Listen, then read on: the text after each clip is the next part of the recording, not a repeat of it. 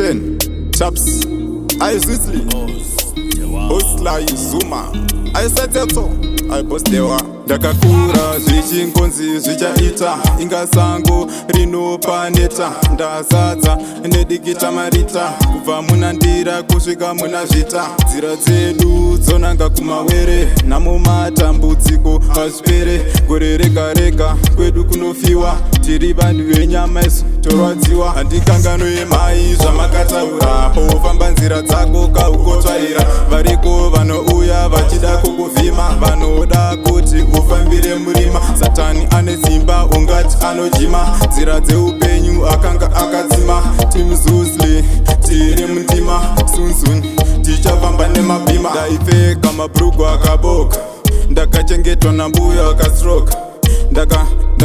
ndakabuka ndisina mbirunga mai azuka hanzidzinza redu vutiri nengozi ndo yaita katite marofa kuswera baba watine mbovha sekuru vakabva vachingwavha handikanganwe mai zvamakataura pofamba nzira dzako kaukotsvaira variko vanouya vachida kukuvhima vanoda kuti ufambire murima satani ane simba ungati anojima nzira dzeupenyu akanga akadzima timzuzli tiri mundima sunsun tichavamba nemabhima ndakakura zvichingonzi zvichaita inga sango rinopaneta ndazadza nedikita marita kubva muna ndira kusvika muna zvita nzira dzedu dzonanga kumawere namumatambudziko azvipere gore rega rega kwedu kunofiwa tiri vanhu venyama isu torwadziwa handikanganwe mai zvamakataura pofamba nzira dzako kaukotsvaira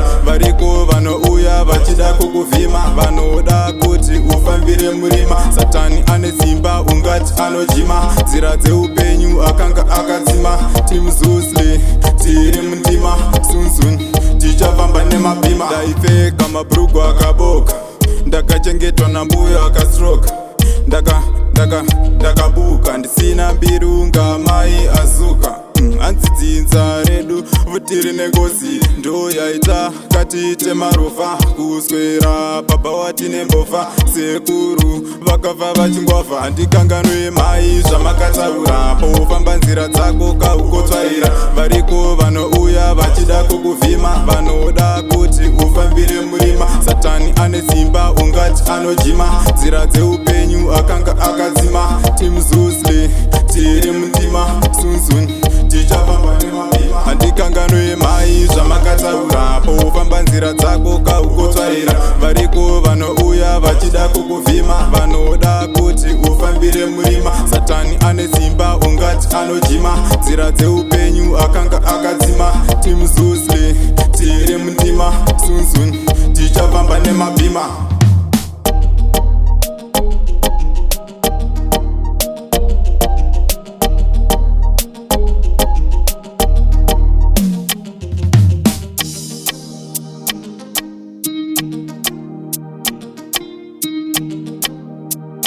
Pause.